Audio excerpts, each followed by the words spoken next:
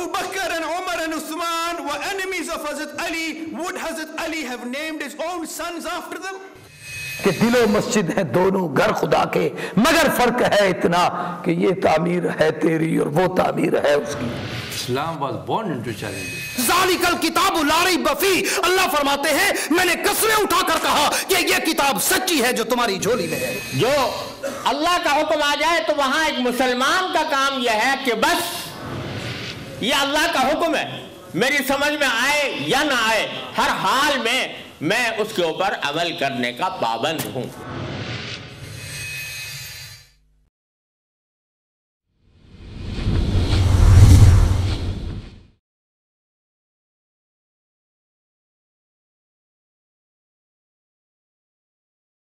Before we bring on our guest speaker for today's program, I'd just like to quickly give you some brief history or a short bio, if you like, of the Sheikh, inshallah. Sheikh Mumtaz al-Haq completed his Hifz al-Quran at Jamia Rashidiyya Sahiwal. He then took up studies in engineering at a UK university. He then took to dedicating his life to the cause of Islam and took the bay'ah at the hands of Maulana Ghulam Habib in the first visit to the UK in 1971. He received Khilafat at the hands of Maulana Naimullah Faruqi upon the death of the former. Since 1991, he has been the Imam of various Jamia Masjids in London, and he studied under the supervision of leading scholars like Allama Khalid Mahmood and been engaged in academic research and lecturing on various pertinent topics affecting the Muslim world. Just very briefly, he is well known as well for his eloquent, passionate and informative lectures. His topics are very relevant to the prevalent times.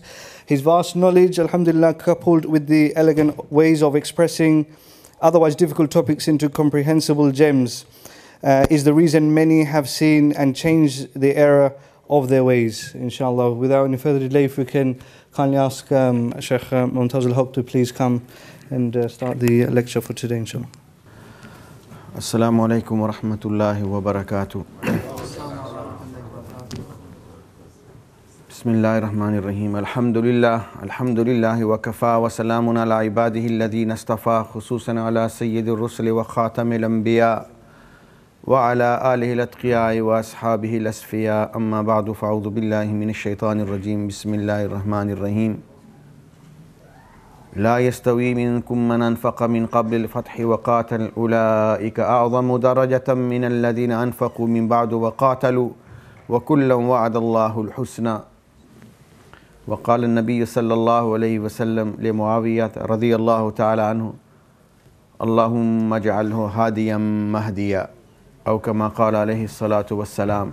سبحان ربك رب العزة عما يصفون وسلام على المرسلين والحمد لله رب العالمين. اللهم صل على سيدنا محمد وعلى آل سيدنا محمد وبارك وسلم. Dear brothers, respected elders, we begin in the name of Allah, thank Him, praise Him, glorify Him, seek His forgiveness and ask Him to send His infinite mercy upon His beloved Prophet Muhammad sallallahu alaihi wasallam, to forgive our sins, enlighten our hearts with His love for His beloved Prophet, love for those who love Allah and love for those who are loved by Allah. And we ask Allah to keep us on Islam as long as we live, and when our time comes to leave this world, take us away on Iman. And on the day of Qiyamah, raise us in the ummah of His beloved Prophet sallallahu alaihi wasallam and unite us with Him in the high stages of paradise. Dear brothers, before we go any further, if I can request everybody to come forward, Jazakumullah. Unless those who definitely really need to sit against walls, then it's different, but otherwise it's better if brothers come at the front. Bisamne aaj.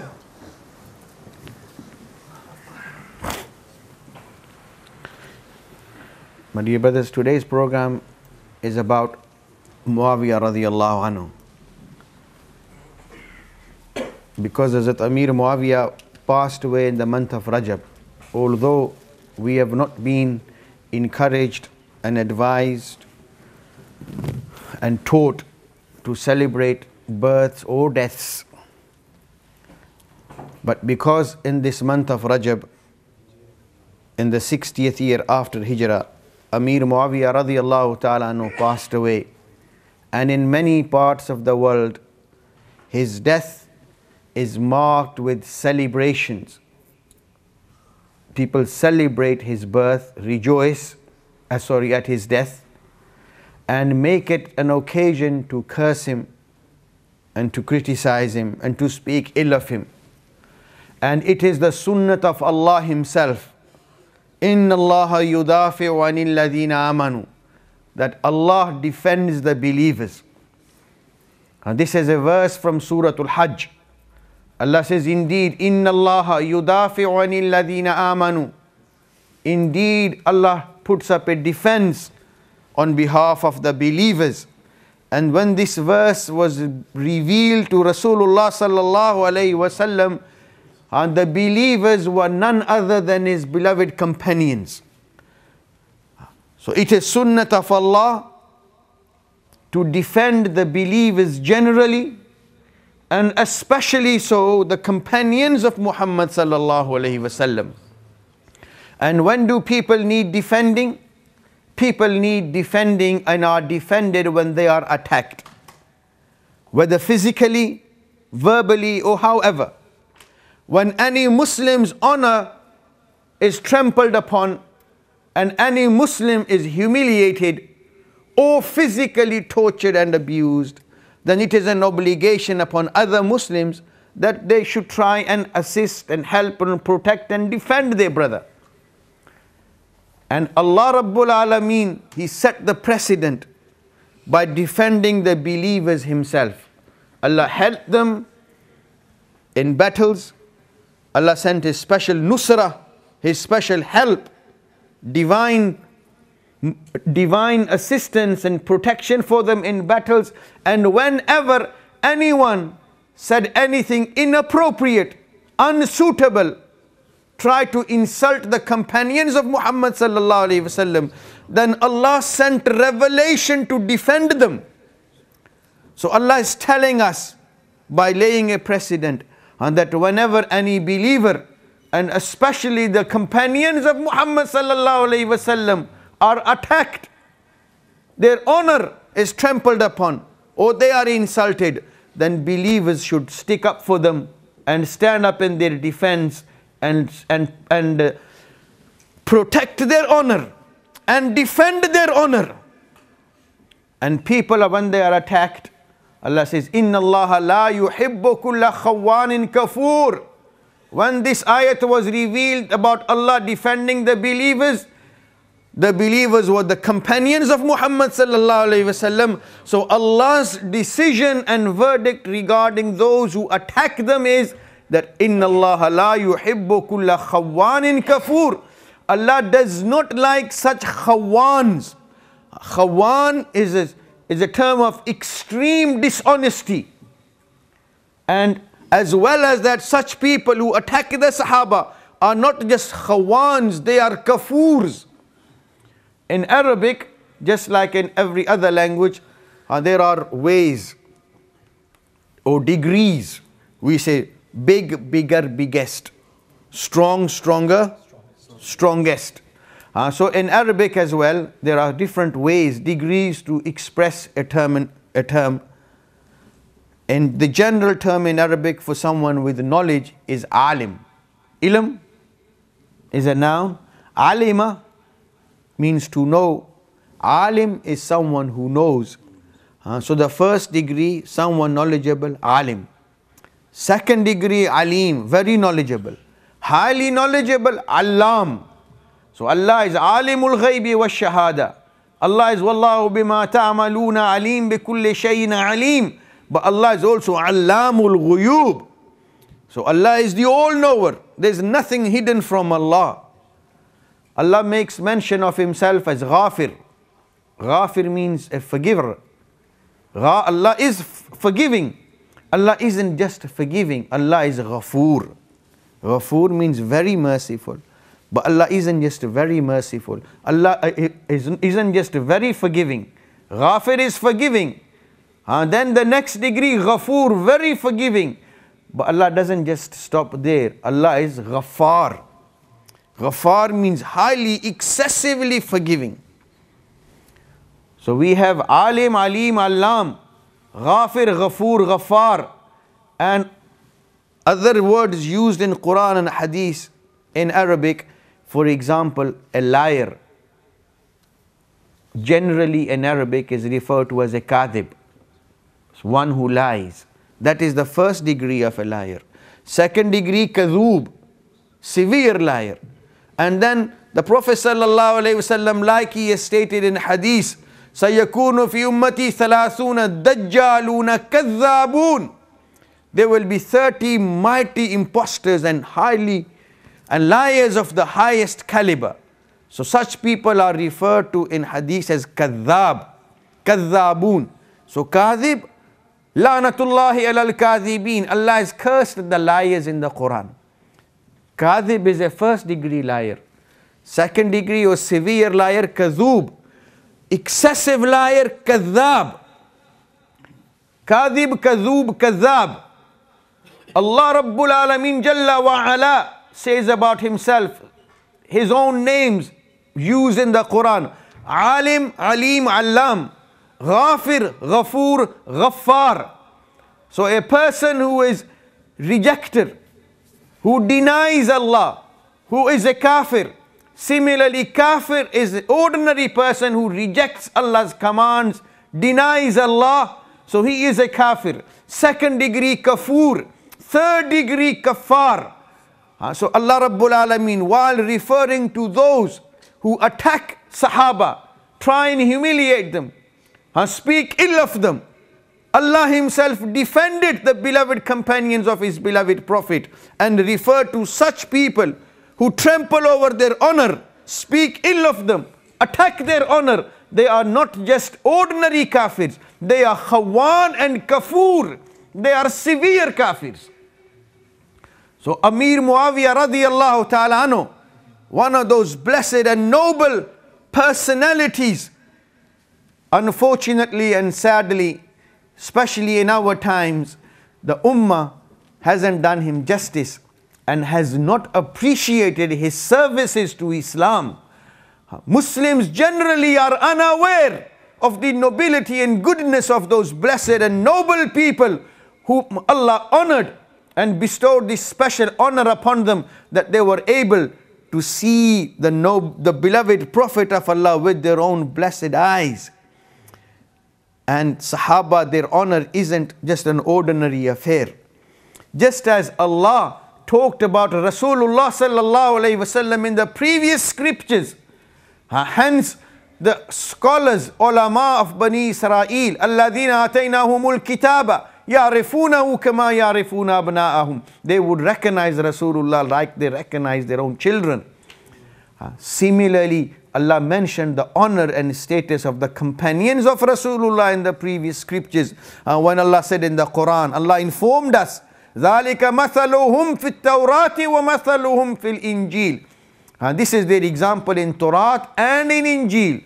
Musa alayhi salam was told by Allah about the nobility of the companions of Muhammad sallallahu alayhi wasallam.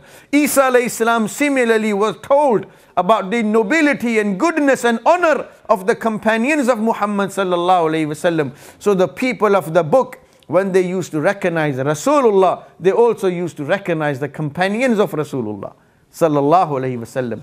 Anybody who saw Rasulullah or who was seen by Rasulullah in a state of Iman, some Sahaba, they spent time in the company of Rasulullah, but because they didn't have physical vision, they could not see Rasulullah physically, but Rasulullah used to look at them and see them. Although such people were blind in this world, but they are still the companions of Rasulullah. Like Abdullah bin Maktoum radiyallahu ta'ala anhu, he was blind, but he was still a Sahabi. And all the Sahaba, Ridwanullah alayhim ajma'een, Rasulullah sallallahu alayhi wasallam gave assurance, La tamassan naru musliman ra'ani or ra'aman ra'ani. Any such Muslim who has seen me, or seen someone who has seen me, the fire of Jahannam will not touch them. And Allah declared in the Quran, لا يستوي منكم من أنفق من قبل الفتح وقاتل أولئك أعظم درجة من الذين أنفقوا من بعد وقاتلوا وكلا وعد الله الحسنى. This is a verse of Surah Hadid. Allah says, don't think that those who spent and fought in the path of Allah. Man anfaqa min qabl al-fathi wa qatal ulaika a'zamu darajatan min alladhina anfaqu min ba'du wa qatalu.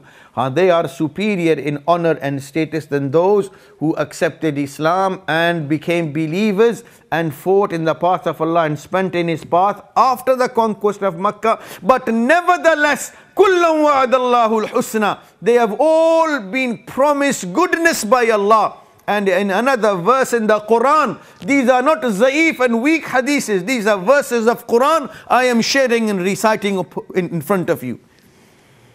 Allah says, إِنَّ الَّذِينَ سَبَقَتْ لَهُم مِّنَّ الْحُسْنَى أُولَٰئِكَ عَنْهَا مُبْعَدُونَ. While making reference to Jahannam, Allah says, those who believe and who have been promised goodness by Allah, they will be kept far away from Jahannam. كُلًّا وَعَدَ اللَّهُ الْحُسْنَى. They've all been promised goodness by Allah, and those who are promised goodness by Allah, they will be kept far away from Jahannam. So if they will be kept far away from Jahannam, then where will they end up? They will end up undoubtedly, surely in Jannat. So Ameer Moawiya radiallahu ta'ala anhu is one of those honorable and blessed and noble people who accepted Islam at the hands of Rasulullah sallallahu alayhi wasallam. The beloved Prophet of Allah accepted his Islam. And he spent time in the company of Rasulullah. And Rasulullah sallallahu alayhi wasallam trusted him so much so that he used to summon him and trust him with the revelation of Allah. And Rasulullah would ask him to write down what Allah had revealed upon him. So if Rasulullah trusted him, should the Ummah and the Muslims of the 15th century not trust him? Rasulullah sallallahu alayhi wasallam trusted him. Rasulullah loved him. Rasulullah prayed for him. Rasulullah sallallahu alayhi wasallam became aware. Allah gave him this intuition. Allah sent revelation upon him. Hence Rasulullah sallallahu alayhi wasallam became aware. As Rasulullah was made aware of many events to unfold in the future. Once Ameer Moawiya radiallahu ta'ala anhu was passing water, and Rasulullah sallallahu alayhi wasallam was making wudu. He was serving Rasulullah at the moment of the Prophet making wudu, when Rasulullah looked up to him and saw it was Muawiyah. And the Prophet sallallahu alayhi wasallam said to him, "O Muawiyah, if Allah makes you a ruler and Allah makes you a king, then fear Allah wa'adil, and be just amongst the people." From onwards, Ameer Moawiya radiallahu ta'ala anhu realized that the words of Rasulullah cannot go astray and wrong. He was aware and understood and believed what the Prophet has hinted will come true. So he was aware that Rasulullah sallallahu alayhi wasallam's words will come true and he will become a ruler. And Rasulullah also on other occasions gave him special du'as. And Rasulullah prayed for him, Allahumma allimhu al-kitaba wal-hisab, waqih al-azab. Ya Allah, teach him the book and hisab, and save him, protect him from azab. Allahumma ja'alu hadiyan mahdiya. Ya Allah, guide him and make him such that not only guide him, but make him amongst those who guide others. Hadiyan mahdiya, those who are on the right path and then guide others as well. So Ameer Moawiya radiallahu ta'ala isn't just an ordinary Sahabi. He is one of those extinguished Sahabis. Distinguished Sahabis. One of those distinguished Sahabis about whom Rasulullah sallallahu alayhi wasallam made special prayers and gave special advice to, personal advice to. Because Ameer Moawiya radiallahu ta'ala anhu, amongst his general honor of being a companion of Rasulullah, he had a very close relationship with Rasulullah as well. He was from the Quraysh, yes. He was from the other close tribe of Quraysh, Abd Manaf. But he was also from Banu Umayyah. But it is generally recognized amongst the people that Banu Umayyah and Banu Hashim were rival clans of Quraysh. That was before the time of Rasulullah sallallahu alayhi wasallam. But with the barakah of Rasulullah, any hatred, any differences which existed between Banu Hashim and Banu Umayyah, the Quran says, واذكروا نعمة الله عليكم إذ كنتم أعداء فألف بين قلوبكم فأصبحتم بنعمته إخوانا. Remember Allah's favors upon you when you used to be enemies of one another. Then Allah put love in your hearts. فَأَلَّفَ بَيْنَ قُلُوبِكُمْ فَأَصْبَحْتُمْ بِنِعْمَتِهِ إِخْوَانًا. So much so that you became like brothers. The hatred, the enmity, the differences which existed between Sahaba, between the Quraysh, amongst the Arabs, between Banu Umayyah and Banu Hashim, whatever they may have been previously, but with the barakah of Rasulullah sallallahu alayhi wasallam, with the barakat of Islam, with the barakat of Iman, with the mercy of Allah, because of His special favor upon them, all that was taken away. And the Quran says, and the Quran is the word of Allah Himself. So Allah says, all that was taken away and they became brothers. They were enemies before Islam, before they acquired Iman, before they came into the service of Rasulullah sallallahu alaihi wasallam. But because of Islam, because of Iman, because of the presence and barakah of Rasulullah sallallahu alaihi wasallam, all that was removed and they became brothers. Many people nowadays, not just nowadays, for many centuries, have been highlighting the differences. They have been focusing on what was before. But Rasulullah sallallahu alayhi wasallam has stated, there are three things which wipe out whatever was before. Al-Islamu yahdimu ma kana qablahu. Firstly, when a person accepts Islam, becomes a Muslim, whatever was before is all wiped away. Al-Islamu yahdimu ma kana qablahu wal hijratu tahdimu ma kana qablaha. When the Sahaba used to make hijrat wipes out whatever was before. So all the previous sins, all the previous wrong, that is all forgiven and wiped out. Wal hajju yahdimu ma kana qablahu. Similarly, when a person performs Hajj, whatever a person might have done before was all wiped out. So Ameer Moawiya radiyallahu ta'ala, whatever he was before, he was from the Banu Umayyah. The Quran says Banu Umayyah, Banu Hashim became brothers. And history has proven their relationship one another, proved that. And I will give a few examples inshaAllah. Allah willing.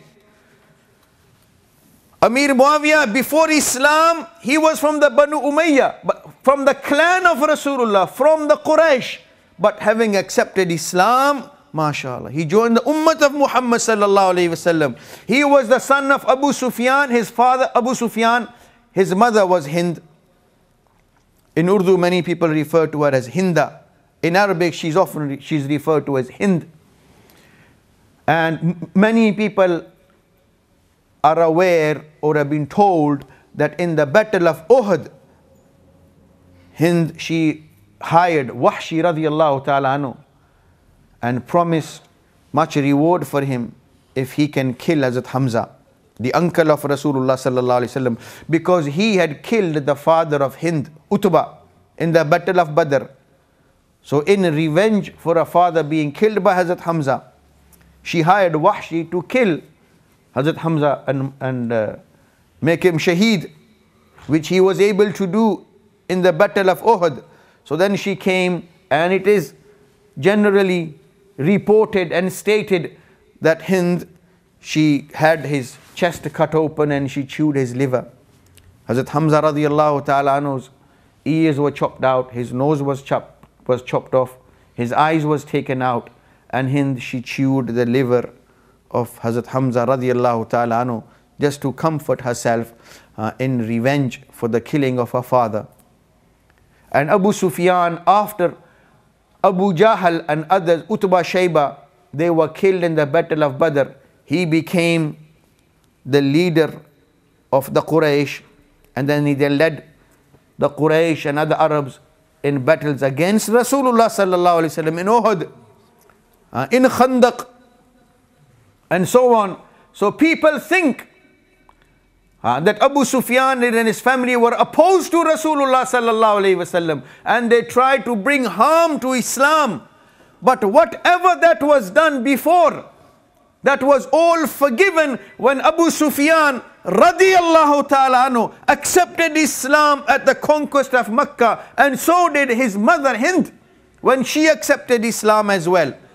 And Abu Sufyan accepted Islam at the conquest of Mecca. When the Prophet ﷺ entered Mecca, the following day, when Hind, the wife of Abu Sufyan and the mother of Ameer Moawiya radiyallahu ta'ala anhum, at the time she hadn't accepted Islam, but being the wife of the chief, she was aware of how things unfold when one nation attacks another nation.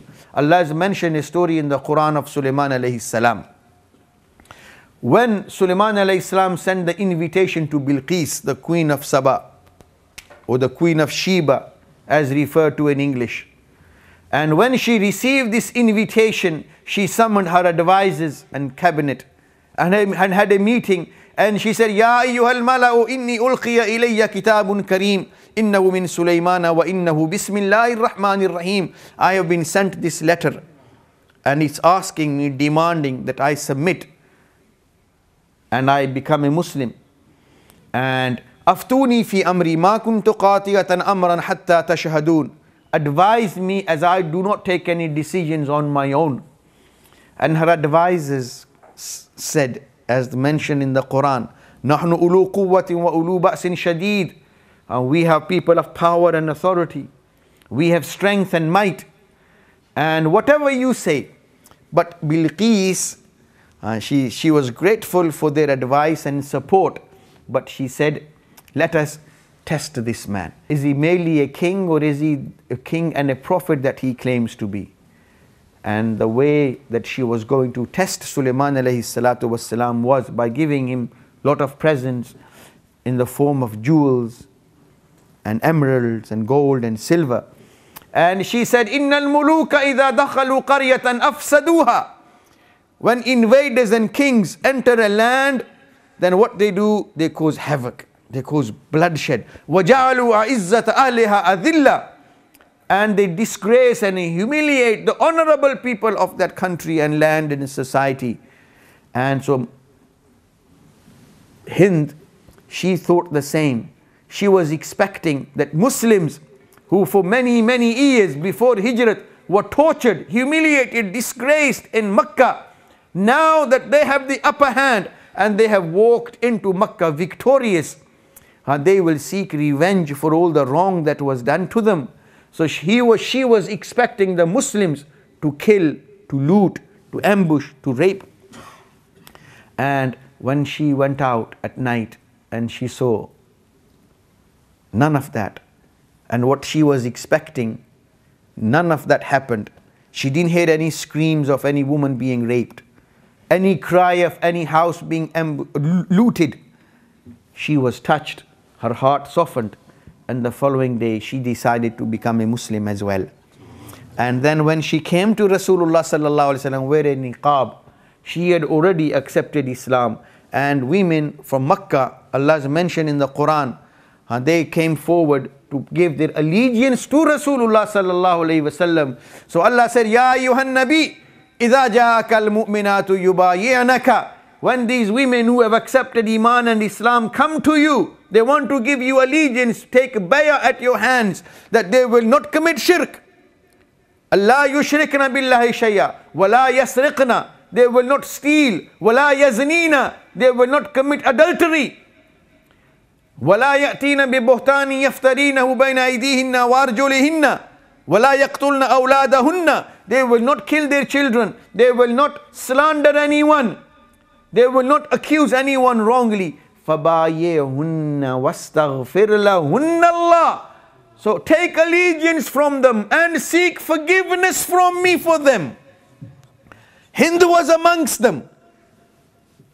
Amongst who? Amongst those Allah said accept their allegiance and seek forgiveness for them. So Rasulullah was commanded by Allah to pray for them and seek forgiveness for them. So when Allah commanded Rasulullah to make istighfar and seek forgiveness for them, do you think Rasulullah obeyed Allah or not?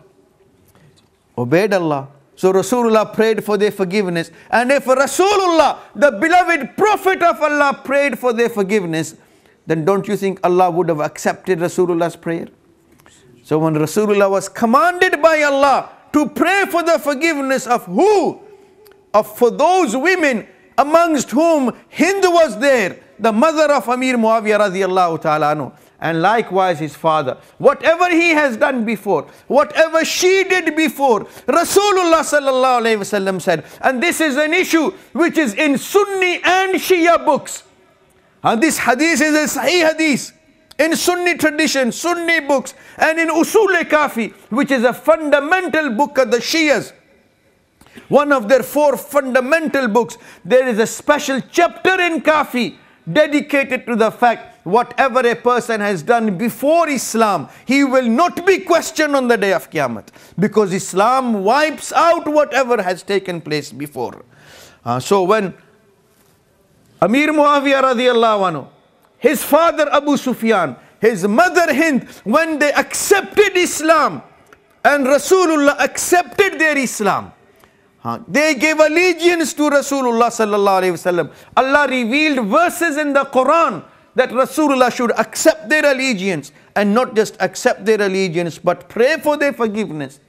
So don't you think Allah the Almighty, the all forgiving and the most merciful, would have forgiven them? Allah forgave them. So they were companions of Rasulullah sallallahu alayhi wasallam. And people can become whatever, Shaykhul Hadith, Hafiz, Mufti, Alama, but no one can become a Nabi, because Rasulullah is Khatamun Nabiyyin Rahmatul lil Alameen. So when Rasulullah passed away, just as Nubuwwat came to an end, Nubuwwat wasn't the only thing which came to an end. The status of Sahabiyat also came to an end. That after Rasulullah passed away, nobody else till the day of Qiyamah was ever going to become Sahabi of Rasulullah again. And this is the Aqidah of Ahlus Sunnah wal Jama'ah. Yes, there have been many great scholars, many great saints. Shaykh Abdul Qadir Jilani rahmatullah alayhi, Khaja Muinuddin Chishti Ajmeri rahmatullah alayhi, Mujaddid Al-Fisani rahmatullah alayhi, with all their nobility, goodness, spirituality, piety, goodness. They on one side, but a companion of Rasulullah, his status is higher. So Ameer Moawiya radiallahu anhu is a companion of Rasulullah sallallahu alayhi wasallam. Rasulullah made a special dua for him. Ya Allah, Allahumma ja'alhu hadiyan mahdiya. Ya Allah, guide him and make him such that he guides others. Allahumma allimul kitaba wal hisab. Ya Allah, teach him the book and hisab. Waqihil azab, and save him, give him immunity, protection, safety from being punished. So what do you think? Rasulullah's du'as weren't accepted or rejected? Rasulullah sallallahu alayhi wasallam, the beloved Prophet of Allah, his du'as weren't accepted. Allah accepted them. Sahaba were aware. Rasulullah sallallahu alayhi wasallam told him, Allah will make you a ruler, and when you are made a ruler, then fear Allah and deal amongst the people with justice. Rasulullah gave him instructions, because Rasulullah was made aware that Allah will honor him and make him a ruler, which Allah did in the years which followed. And Ameer Moawiya radiallahu ta'ala anhu, along with all this, he had a very special relationship with Rasulullah, in the sense that his sister Habiba, her real name was Ramla, and she was the daughter of Abu Sufyan. She became one of the wives of Rasulullah, and the wives of Rasulullah are our mothers. Allah has declared in the Quran, وَأَزْوَاجُهُ أُمَّهَاتُهُمْ. Rasulullah's wives are the mothers of the believers. An-Nabiyyu awla bil mu'minina min anfusihim. And the Nabi is the most dearest, is most dear to believers than even themselves. And his wives, wa azwajuhu ummahatuhum. His wives are their mothers. Rasulullah's wives are so special. Allah says in the Quran, Ya nisa an-nabi, lastunna ka ahadim minan nisa. O you wives of my Prophet, you are not like ordinary women. There is no man like Rasulullah sallallahu alayhi wasallam, and there is no woman like the wives of Rasulullah sallallahu alayhi wasallam. Indeed, his daughters were special, honorable, beloved to Rasulullah, beloved to Allah. His daughters were special, extraordinary, noble, but so were the wives of Rasulullah sallallahu alayhi wasallam. So Habiba, the daughter of Abu Sufyan, the sister of Ameer Moawiya radiyallahu ta'ala anhu, was one of those blessed, noble, fortunate women who shared their lives with the Rasulullah sallallahu alayhi wasallam and were amongst the mothers of the whole ummah. So a brother of the mother is known as the brother of the mother, maternal uncle. In English, they are all uncles, whether mother's brother or a father's brother. In our language, the brother of the mother is known as mamu. In Arabic, he is known as khal. And the sister of the mother is known as khala. But the brother of the mother is known as khal. The brother of the father is known as in our language, chacha, taya, elder brother taya, younger brother of the father, chacha. But in Arabic, the brother of the father is and the sister of the father is amma. Amma with an ain, not with the alif. Amma in our language, Punjabi, we refer to as mother. But is an uncle. Amma, the sister of the father. So Ameer Moawiya radiallahu anhu's sister is the mother of the believers. So he is a like maternal uncle of the believers. Hence many ulama refer to him as Khalul Mu'mineen, the uncle of the believers. All the wives of Rasulullah are the mothers of the believers. So a brother of the mother is uncle, Khal. So one of his titles, Khalul Mu'mineen, the uncle of the believers. It's another thing, sad state, that the Shia propaganda, the Shia machine, it has turned this noble and blessed relationship into an insult. As Muslims, should we honor the mother, the brother of the mother, or should we insult him? The brother of the mother is an honorable relationship or a shameful, disgraceful relationship? A Muslim shouldn't insult anyone. Rasulullah sallallahu alayhi wa sallam has said, لَيْسَ الْمُؤْمِنُ بِالتَّغَانِ وَلَا بِاللَّعَانِ وَلَا الْفَاحِشِ وَلَا الْبَذِي. No mu'min can be a ta'an. Ta'an means one who insults others. No mu'min can curse another mu'min. No mu'min is ever indecent and talks rubbish and foul about anybody. So when a mu'min should not curse, condemn, insult, be indecent to any other Muslim, what about a mu'min treating someone as honorable as the uncle of the ummah? But in many, especially in our Punjabi and Urdu culture, when someone wants to make fun of someone, you know what they say? Tu mama lagna hai. What do you think you are? You think you're the mama? In a sarcastic way. Tu mama lagta hai. Many youngsters, when they see the cop, they say, oh mama aa raha hai. La hawla wa la quwwata illa billah. And this isn't Urdu literature. This isn't Urdu adab, Urdu respect. And this is the Shia propaganda which has infiltrated the Sunnis, because Ameer Moawiya radiyallahu anhu is the mamu, the maternal uncle of Ahlus Sunnah wal Jama'ah. So in order to insult him, they have turned an honorable relationship into a disgraceful relationship. So never ever again refer to anybody in a sarcastic way. Bitu mama lagna? Who are you? Like a mama? Because the Shias refer to make fun, humiliate Ameer Moawiya radiyallahu anhu, who commanded such a noble and relationship with the ummah, that he is the mamu of the ummah, because his sister is the mother of the whole ummah. So Ameer Moawiya radiyallahu anhu is the uncle of the believers, brother-in-law of Rasulullah. Here again, subhanallah, your wife, hunna libasul lakum wa antum libasul lahunna. She is your garment, you are her garment. Your wife is a means of protection, security for you. You are a means of protection and security for her. So her brother is like your brother. But in Punjabi Urdu, subhanallah, in Punjabi especially, the brother of the wife is referred to as a Sala. And in our culture, people make fun of Salas. But Sala is your wife's brother, for Allah's sake. Give him the respect that he deserves. But people make fun. Ameer Moawiya radiyallahu anhu was brother-in-law of Rasulullah sallallahu alayhi wasallam, brother of his wife, brother-in-law to Rasulullah.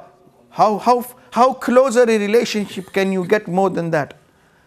So Ameer Moawiya enjoyed many special relationships, close relationships with Rasulullah, brother-in-law of Rasulullah. And not just brother-in-law in terms that Ameer Moawiya is the brother of Rasulullah's wife. Muarrikheen and the people who have knowledge of ansab relationships in the early era of Islam, they've stated one of Rasulullah's wives was another fortunate, blessed woman, one of the mothers of the believers. Her name was Salma. Salma radiyallahu ta'ala anha. She had a younger sister, her name was Qariba. Salma was married to Rasulullah sallallahu alayhi wasallam. Her younger sister Qariba was one of the wives of Ameer Moawiya. So Ameer Moawiya radiyallahu anhu is brother-in-law of Rasulullah in two ways.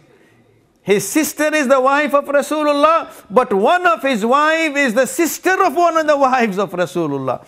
In Urdu, we call such a relationship Hamzulf. Hamzulf. It's a frank, it's a good, it's a dear, it's a close relationship. Ameer Moawiya radiyallahu anhu, brother-in-law of Rasulullah, in the sense he is brother of one of the wives of Rasulullah, and one of his wives is the sister of one of the wives of Rasulullah sallallahu alayhi wasallam, Qariba. She is the sister of Salma radiyallahu ta'ala anhum. Some people might think, well, this happened before, after what happened in Karbala and what happened after Hazrat Ali radiyallahu ta'ala anhu. Another daughter of Abu Sufyan, sister of Ameer Moawiya, her name was Maymuna. One was Habiba, one of the wives of Rasulullah. Another sister of Ameer Moawiya was Maymuna. She had a daughter, her name was Layla. Layla binti Maymuna binti Abi Sufyan. I'm referring to her through the maternal relationship. But otherwise she was Layla bint Abi Murra. And this Layla, whose mother was Maymuna, Maymuna was one of the daughters of Abu Sufyan, hence one of the sisters of Ameer Moawiya radiyallahu ta'ala anhu. And she was the mother of one of the sons of Hazrat Hussein. In other words, Layla was one of the wives of Imam Hussein radiyallahu ta'ala anhu. And she was the mother of Ali Akbar, who was also martyred in the plain of Karbala. So Hazrat Hussein's, one of his wives was the niece, real niece of Ameer Moawiya. So if Banu Hashim and Banu Umayyah still continue to have hatred for each other, then why would people from Banu Hashim, descendants of Rasulullah sallallahu alayhi wasallam, marry into the family and to the descendants of Banu Umayyah? The Quran says they became brothers. The Shias, they say they hated each other. The Quran says they became brothers. History has proven their close relationships showed that they cared for each other. They loved each other. Allahu Akbar. So who are you going to believe? The Quran or the Shias? Quran. History tells us, facts tell us. Hazrat Hussein radiyallahu ta'ala anhu had no hesitation, felt no shame marrying into the descendants of Abu Sufyan, marrying one of the nieces of Ameer Moawiya radiyallahu ta'ala anhu. So that Ameer Moawiya had multiple relationships with Rasulullah sallallahu alayhi wasallam. He was the Prophet's brother-in-law. His sister was one of the wives of Rasulullah. Hence he was the Prophet's brother-in-law and uncle of the whole ummah. So you want to show respect to your mama, to your mamu, and refer to him with honor and respect. Secondly, he was also, just as Rasulullah was married to Salma radiyallahu ta'ala anha's sister, younger sister, was married to Ameer Moawiya radiyallahu ta'ala anhu. And then one of Rasulullah's descendants, his grandson Hussein radiyallahu anhu, also married a granddaughter of Abu Sufyan, Layla binti Maymuna binti Abi Sufyan. So Ameer Moawiya radiyallahu anhu enjoyed a special relationship and a close relationship with Rasulullah sallallahu alayhi wasallam. Yes, indeed. Afterwards, things happened. Things, and as long as Ameer Moawiya radiallahu anhu was around and Rasulullah sallallahu alayhi wasallam remained alive, Hazrat Ameer Moawiya spent a lot of time in the company of Rasulullah, accompanying him. After the conquest of Makkah, Hazrat Ameer Moawiya accompanied Rasulullah, so did his father Abi Sufyan accompany Rasulullah in the campaign of Hunain, which is mentioned in the Quran. لَقَدْ نَصَرَكُمُ اللَّهُ فِي مَوَاطِنَ كَثِيرَةٍ وَيَوْمَ حُنَيْنٍ. In the conquest of, in the bad campaign of Hunain, Ameer Moawiya accompanied Rasulullah, his father Abu Sufyan accompanied Rasulullah, and his brother Ziyad also accompanied Rasulullah sallallahu alaihi wasallam. And when much booty was acquired in this campaign, and Rasulullah gave people shares, Rasulullah gave 100 camels to Abu Sufyan, 100 camels to Ameer Moawiya, and 100 camels to his brother as well. As well as that, he gave them 40 uqiyas of silver each as well. So Abu Sufyan and his family were given 300 camels by Rasulullah sallallahu alaihi wasallam, and to be given anything from Rasulullah is blessed, let alone so much. So many camels, so much silver. And then Abu Sufyan in this campaign lost one eye. Because the battle took place in a valley.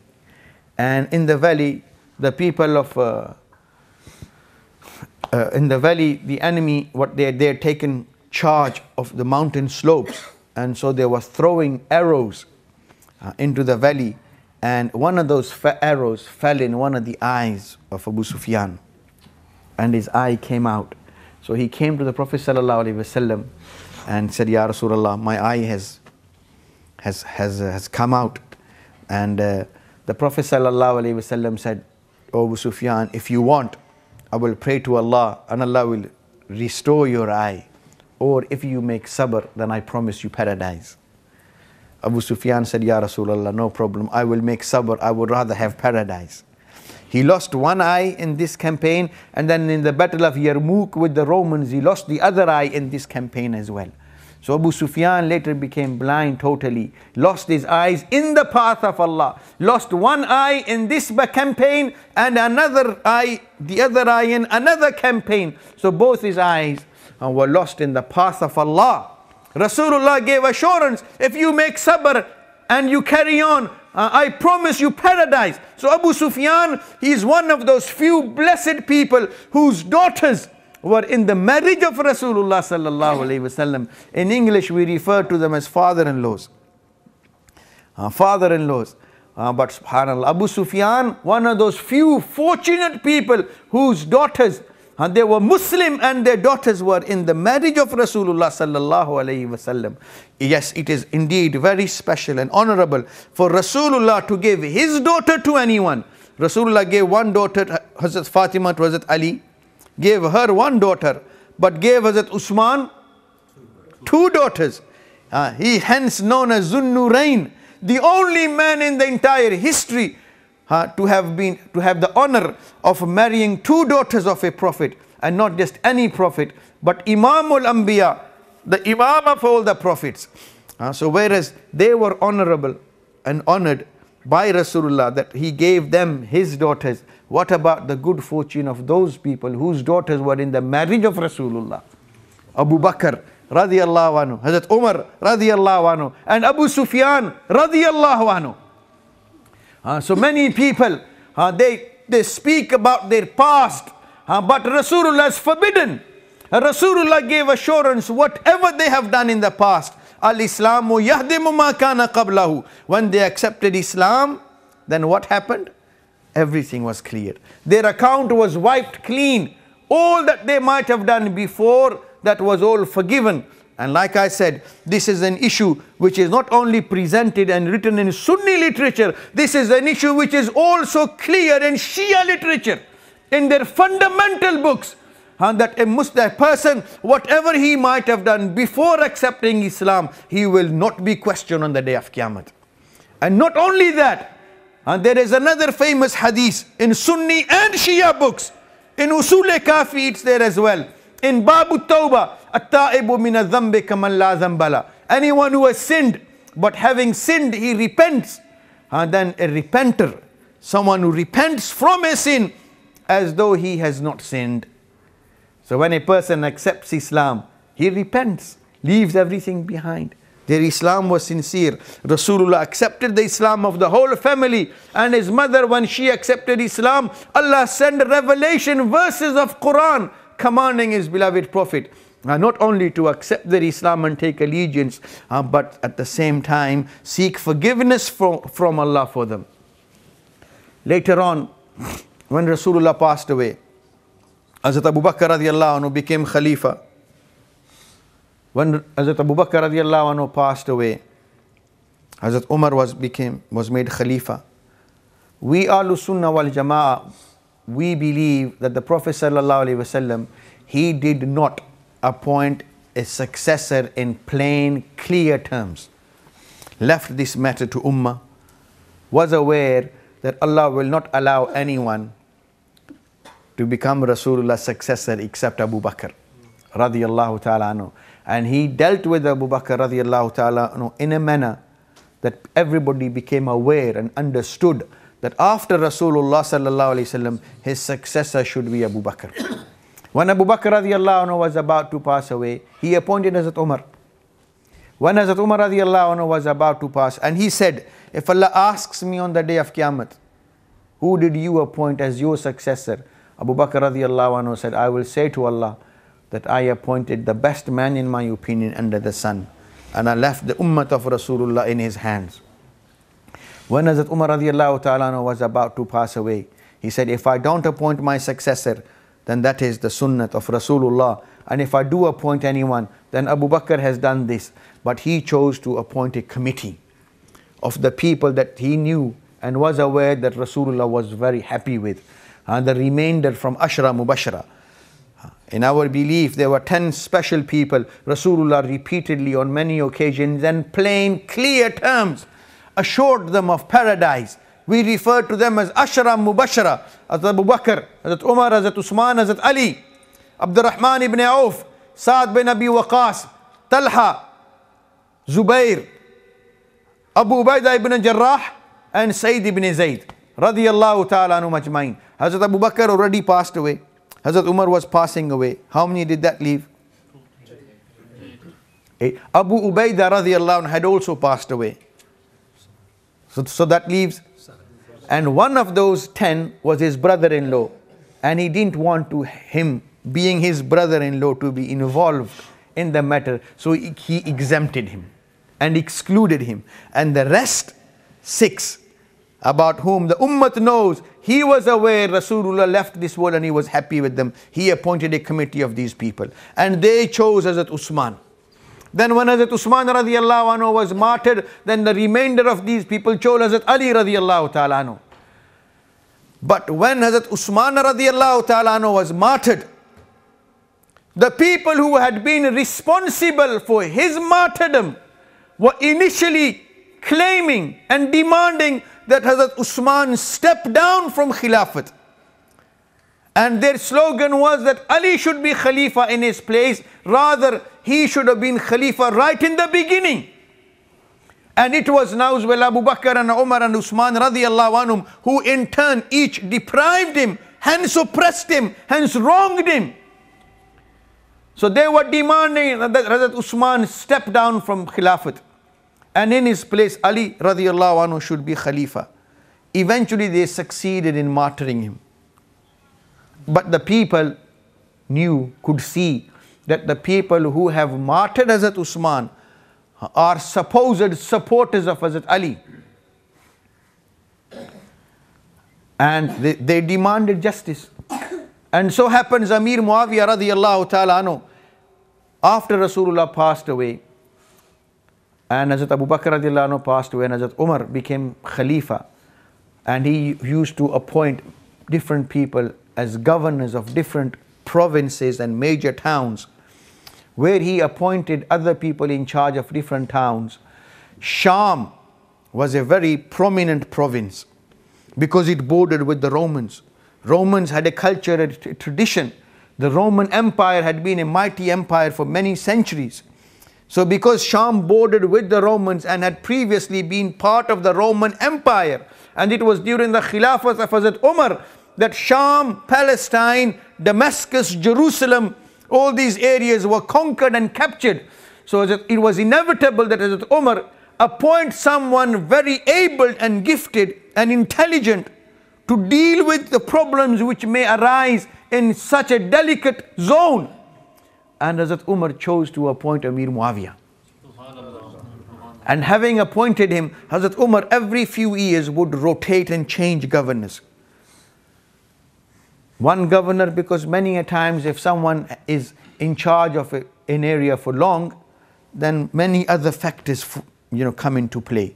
So Hazrat Umar, to keep matters efficient, he would rotate his governors.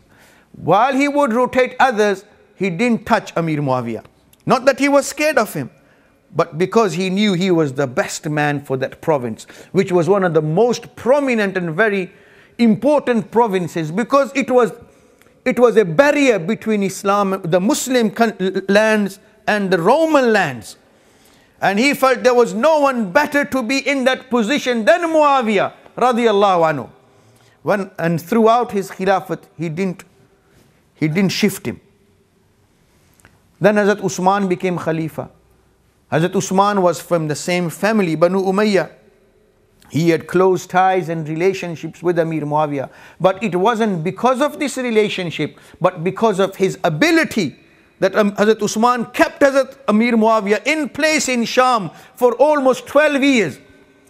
So he had been governor of Sham until the end of the Khilafat of Hazrat Usman for almost 20 years.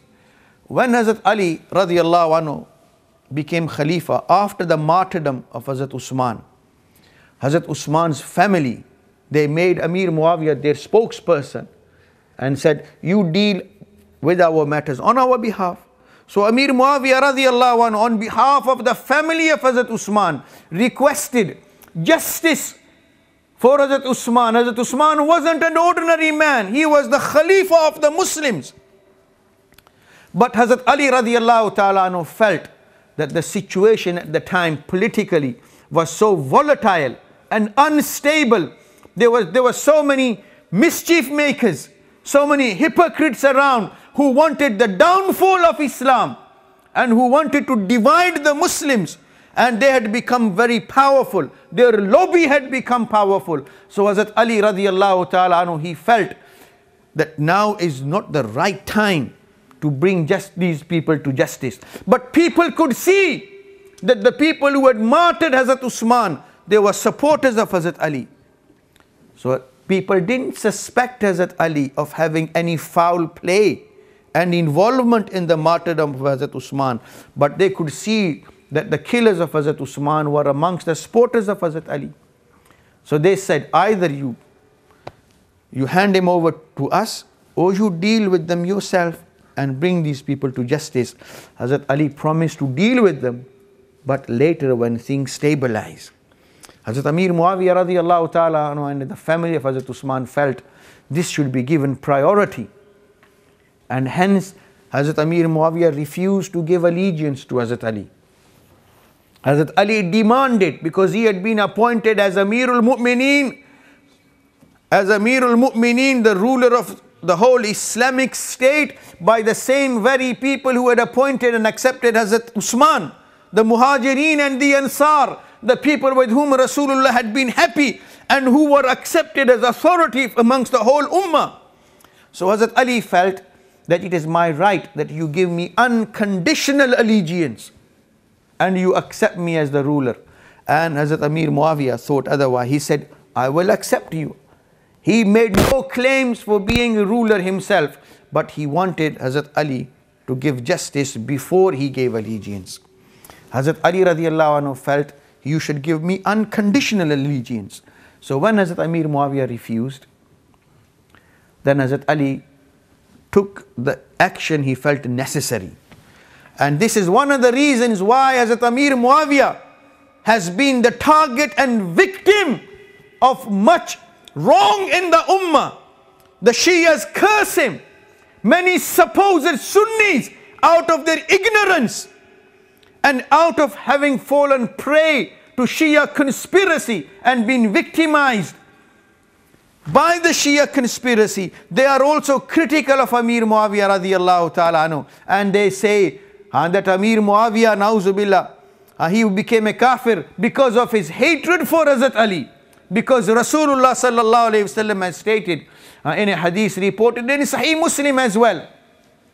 Hazrat Ali said that the Prophet sallallahu alayhi wasallam said to me, La yuhibbuni illa mu'min wa la yubghiduni illa munafiq. That no one will love me except a true believer, and no one will hate me except a true munafiq. So they say that because Ameer Moawiya had a battle with Hazrat Ali, hence na'uzubillah, he was a kafir or a munafiq. Hazrat Ameer Moawiya and Hazrat Ali, the differences they had were not based on hatred.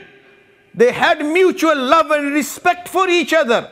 The differences they had were based on understanding and ijtihad. Hazrat Ali wanted to give them whatever, but when the time was suitable, Hazrat Ameer Moawiya radiyallahu anhu, on behalf of the whole family of Hazrat Usman, was demanding what they felt was their haqq and their right. And Hazrat Ali felt unable to deliver that right at that time. And in any case, because the people who curse Ameer Moawiya, who criticize him, look down upon him, be they from Shias or be they from Sunnis, they do so because of the honor of Hazrat Ali. And Rasulullah sallallahu alayhi wasallam had said to Hazrat Ali, O Ali, inna fi min Isa. O Ali, in you there is a similarity with Isa alayhi salam. Abghadathu al-Yahud hatta bahtu ummahu. The Yahud hated him so much that they slandered his mother. Wa ahabbathu an-Nasara hatta anzaluhu bil manzilati allati laysat bihi.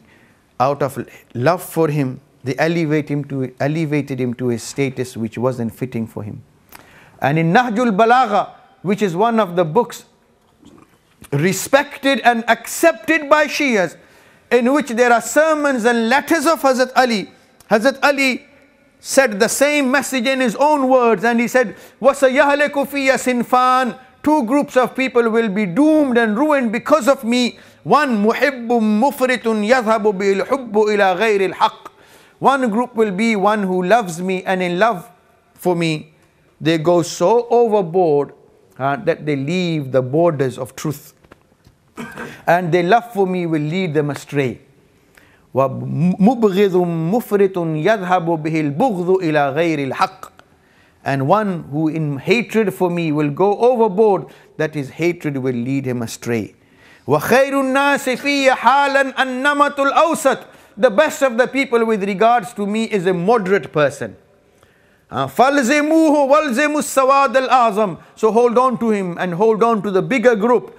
فَإِنَّ يَدُ اللَّهِ عَلَى الْجَمَاعَةِ. For verily the hand of Allah is upon the jama'ah. وَإِيَّاكُمْ وَالْفُرْقَةِ. And I forbid you to cause division and groups amongst yourselves. Because verily, just as for shaitan, a person who's on the wrong on by himself, for shaitan is like a lone sheep for a wolf. ألا ومن دعا إلى هذا الشعار فاقتلوه ولو كان تحت إمامة هذه. Then he said, anyone who causes people and leads them to differences and to sectarianism and disrupts the unity of the ummah, he said, kill him even if though he is under my turban. This is Hazrat Ali radiallahu anhu's sermon as reported in Nahjul Balagha. Allahu Akbar. So Hazrat Ameer Moawiya radiallahu ta'ala anhu, he had his differences with Hazrat Ali, not based on hatred, but the fundamental difference was in their approach to what was their right and what their demand. So Hazrat Ali radiallahu ta'ala anhu then prepared an army. And many people, the Shias especially, and some people amongst the Sunnis, they think because Hazrat Ameer Moawiya had a battle with Hazrat Ali, hence it proves that he hated Hazrat Ali. And because of his hatred for Hazrat Ali, he was misled. That is not the case. Hazrat Ameer Moawiya did not launch an offensive against Hazrat Ali. There was a battle which is known as Siffin. Siffin is in Sham. If the offensive had been launched by Ameer Moawiya radiyallahu anhu, then the battle would have been outside or on the outskirts of Kufa.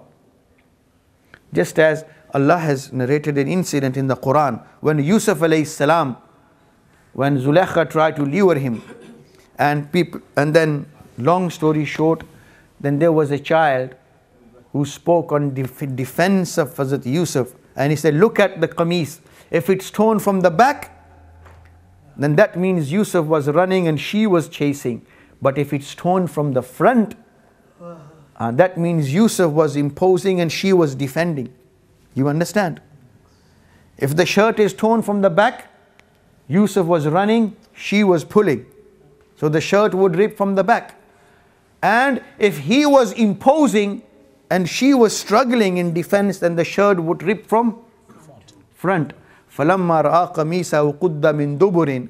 When they saw the circumstantial evidence was clear, the shirt was torn from the back. So who was guilty? Zulaikha was guilty. Now, I am not for one moment, na'uzubillah, hasha wa kalla, saying Hazrat Ali was on the wrong. No, we believed Ahlus Sunnah. Hazrat Ali was on the haqq. He was Khalifa Rashid. He felt it is his haqq that Ameer Moawiya should give him allegiance, unconditional. So in order for his right, he launched the offensive. If the offensive had been launched by Ameer Moawiya, then the battle would have taken place on the outskirts of Kufa. But the battle took place on the outskirts of Sham. So who launched the offensive? Hazrat Ali radiallahu anhu. But we don't hold him guilty because it was his right and his haqq. He felt he deserves allegiance, so he launched the offensive. So Ameer Moawiya radiallahu anhu, he did what he did in defense of his demand. And he had given his word. You give us the justice and we will accept you. He made no claim for khilafat for himself. And even Hazrat Ali radiallahu anhu, in his sermons, again in Nahjul Balagha, he said, Hum ikhwanuna, they are not kafirs, they are our brothers. Rabbuna wahid, wa nabiyyuna wahid, wa da'watuna fil Islami wahida. Their Rabb is the same as our Rabb. Their Nabi is the same as our Nabi. And our claim in Islam is the same. So when their Lord is the same, their Prophet is the same, their claim is the same, how can they, na'uzubillah, be kafir? Hazrat Ali said, Hum ikhwanuna, they are our brothers. So Hazrat Ali considered Ameer Moawiya to be his brother. Yes, baghaw alayna. We have our differences. They have rebelled against us. Rebellion doesn't mean kufr. Allah says in the Quran, in Surah Al-Hujurat, وَإِن طَائِفَتَانِ مِنَ الْمُؤْمِنِينَ اقْتَتَلُوا فَأَصْلِحُوا بَيْنَهُمَا. When two groups of believers, they fight each other, then cause reconciliation. What does Allah say? When two groups of believers, by fighting each other, they don't become kafir. Hazrat Ameer Moawiya, what he did with the most sincere of intentions, and as a result there was a battle, yes. But Allah says in the Quran, فَإِن بَغَتْ إِحْدَاهُمَا عَلَى الْأُخْرَى. If one of these believing groups, he rebels against the other, فَإِن بَغَتْ إِحْدَاهُمَا عَلَى الْأُخْرَى فَقَاتِلُوا الَّتِي تَبْغِي حَتَّى تَفِيءَ إِلَى أَمْرِ اللَّهِ. Then fight him until he returns to the word of Allah. So this is what Hazrat Ali did. But that doesn't mean Ameer Moawiya, na'uzubillah, is a kafir. He is still a believer. He was fighting for what he felt was his right in defense. Then, but whatever happened, everybody is aware after the battle there was peace. Treaty was agreed. The Muslim Ummah became divided into two areas.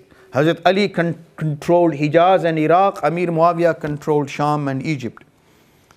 But there was peace. I ask you, if a man for 60 years or 70 years, he lived as a kafir, opposing Muslims, opposing Islam, doing whatever, then one day he accepts Islam and reads Ashhadu an la ilaha illallah wa ashhadu anna Muhammadan abduhu wa rasuluh.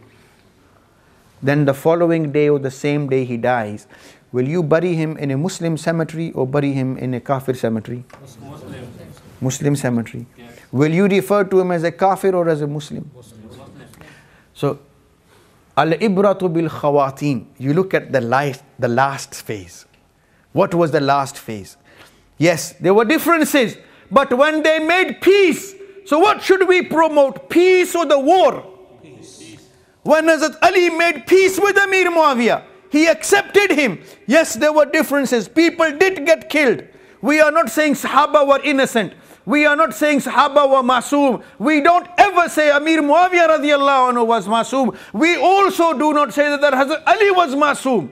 But whatever happened, when they made peace, so we should promote peace, not the differences and the battle. If a man was married to a woman, 20 years, 10 years, 50, whatever, one day he divorces her. People become aware he's divorced her. People intervene and explain to the man, he takes her back. After 1 month, 2 months, within the iddat or after the iddat. If within the iddat, there is no need for a new nikah. If after the iddat, if he's given her 1 or 2 talaqs, he can take her back without a new nikah. If after the iddat, then a new nikah, but she doesn't have to marry anybody else if he's given her only 1 or 2 talaqs. So a man gave her talaq, everybody became aware she's been divorced, but then he made ruju. So now will she be considered divorced or remarried to him? Remarried, they can live like husband and wife. So you look at the later part of the progress. There were differences, yes, but when Hazrat Ali made peace with Ameer Moawiya, so who are we to then bring the trouble into play? We should bring what into the scene? The peace we should bring into the scene. After Hazrat Ali radiallahu anhu was martyred, Hazrat Hassan made unity with Ameer Moawiya. And both brothers, Hassan and Hussein radiallahu ta'ala anhuma, would visit Ameer Moawiya every year. He would entertain them. He would honor them. He would pay host to them. He would give them gifts. They would accept their gifts. If they didn't consider him to be sincere and a true believer, would they do all that? No. Indeed, many things, some things happened in the time of Ameer Moawiya radiallahu ta'ala anhu. One of the main issues which Ameer Moawiya radiallahu ta'ala anhu is accused of is appointing Yazid as his successor. And the Shias and many supposed ignorant Sunnis, they say Ameer Moawiya, na'uzu billah, started this innovation and this bid'ah on the footsteps of the Romans and the Persians by appointing his son Yazid as the Khalifa, which led to the ruin and destruction of this ummah. Indeed, in the time of Hazrat Hussein radiallahu ta'ala anhu, when Yazid was the ruler, Hazrat Hussein was martyred. So because in the time of Yazid, Hazrat Hussein was martyred, so people laid the blame on Ameer Moawiya for appointing him as his successor. And they say he initiated this evil practice of appointing his son as a successor. If Ameer Moawiya radiallahu anhu is guilty of appointing Yazid as a successor, then who accepted Ameer Moawiya as the unanimous leader of the ummah? Hazrat Hassan. If Hazrat Hassan would not have accepted Ameer Moawiya as the united ruler of the ummah, then Ameer Moawiya would not have been able to appoint Yazid as a successor. But we don't hold either guilty. Ameer Moawiya radiallahu anhu did his best, what he thought, on the advice of the people around him, just as Hassan did what he felt was best. So if anybody is going to hold Ameer Moawiya radiallahu anhu guilty of appointing Yazid as his successor, then they will have to hold Hazrat Hassan guilty of accepting Ameer Moawiya as the ruler. Do you understand or you don't? Yes. But in any case, they say he started this evil practice of appointing his son as a successor. That's exactly what the Shias they say. The Shias on one side they say Ameer Moawiya did wrong by appointing his son Yazid as the successor. But at the same time they say Rasulullah had appointed his own son-in-law Ali bin Abi Talib radiallahu anhu as the successor. So you can't have things half your way and different standard. If people are going to accuse Ameer Moawiya of appointing his son Yazid as the successor and make this a point of criticism why he appointed his son, then this is exactly what they say, that Rasulullah appointed his son-in-law. He didn't have a son to appoint, so he appointed the next best person, son-in-law. Do you understand or you don't understand? Yes. And in any case, Hazrat Ameer Moawiya radiallahu anhu didn't do it at his own accord. He did it on the advice of the people.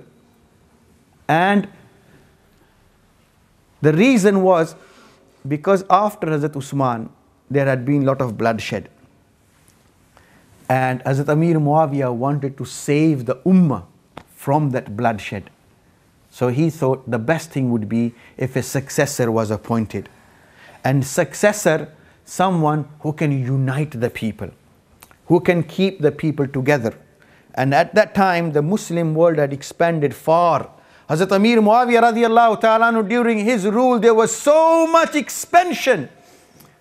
Constantinople, which was the headquarters of the Roman Empire, it was invaded, and Rasulullah sallallahu alayhi wasallam, according to a Sahih hadith reported in Sahih Bukhari, the Prophet said, "Awwalu jayshim min ummati yaghzuna madinata Qaisar maghfuran lahum." The first group of my army to invade the capital of the Romans, Constantinople, they will all be forgiven. And Rasulullah sallallahu alayhi wasallam in another hadith reported said, yes, Constantinople will be captured, it will be conquered. And he said, فَنِعْمَ الْأَمِيرِ أَمِيرُهَا, the group and the army which captures Constantinople and attacks it, this will be one of the best groups ever. And فَنِعْمَ الْجَيْشُ ذَلِكَ الْجَيْشُ, and that will be a wonderful army, one of the best armies. And this happened in the time of Ameer Moawiya radiallahu ta'ala anhu. And many prominent Sahaba who were around at the time, Abdullah bin Abbas, Abdullah bin Umar, Abdullah ibn Zubayr radiallahu anhum, and Abu Ayyub Ansari, and Hazrat Hussein radiallahu ta'ala anhum, they all participated in this campaign. And the leader of this campaign was Yazid bin Muawiyah. And it was all under the instructions and the guidance and supervision of Ameer Moawiya radiallahu ta'ala anhu. Islam spread far and wide into North Africa, Central Africa, and far up in the Roman areas, all in the time of Ameer Moawiya. And we are all aware, Ameer Moawiya radiallahu anhu is the first man to establish an Islamic and a Muslim navy. So if appointing Yazid as his Khalifa was a problem, because he was Ameer Moawiya's son, then the Shias also said that the Rasulullah had appointed his own son-in-law as the Khalifa. If what the sons do, if the father is held accountable for that, then people will have to hold Yaqub alayhi salam accountable for what his sons did with Yusuf alayhi salam. How does his father know what his son is going to do in the future? The sons, they came, they said, Arsilu ma'ana ghadan yarta wa yalab. Father, send Yusuf with us, let him play, run around with us. Yusuf alayhi salam took their word and he sent Yusuf. But what did the brothers do? They dumped Yusuf alayhi salam in the well, and then they sold him to travelers to take him to Egypt. So if what the sons do, if Yaqub alayhi salam is not held responsible for what Yazid later became, how can Ameer Moawiya radiallahu anhu similarly be held responsible? He did what was best. Inshallah, give me just a few minutes, I will conclude inshallah. Yazid had already proven his leadership credentials by leading the people in this very important campaign which Rasulullah sallallahu alayhi wasallam had talked about and has prophesied in Sahih Bukhari. So Ameer Moawiya, another thing they say, in his time, Ameer Moawiya, he started the innovation of cursing Hazrat Ali from the mimbar in every masjid, which is again an absolute lie and an accusation on Ameer Moawiya radiallahu ta'ala anhu. If ever he had said or ordered or approved or overlooked or tolerated, and if this practice had ever occurred in the time of Ameer Moawiya radiallahu ta'ala anhu, then I ask, then why did Hazrat Hussein not rise against Ameer Moawiya when his father was being insulted or cursed? Where were all the sons and the grandsons of Hazrat Ali when their father and grandfather was insulted on the mimbar? Why did they not take action? Because they took no action. Nobody stood up for this. It shows that this is all a lie against Ameer Moawiya, and Ameer Moawiya did no such thing. He did no such thing. He approved no such thing. He tolerated no such thing. So Hazrat Ali radiallahu ta'ala anhu was never ever cursed in any part of the Islamic history. The only people to curse him and eventually succeed in assassinating him were those who initially claimed love for Hazrat Ali. They became the Khawarij and eventually rebelled against him and succeeded in assassinating him. And Hazrat Ali radiallahu ta'ala anhu was martyred at the hands of such people. Hazrat Ameer Moawiya took care of Hazrat Hassan and Hazrat Hussein. And he also used to take care of all the Sahaba at the time, Ummahatul Mu'mineen, all those who remained alive. And subhanallah, because during his time there was so much expansion of Islam. People say during Ameer Moawiya's rule, Islam was ruined. If Islam was ruined during the time of Ameer Moawiya, then how did Islam reach us?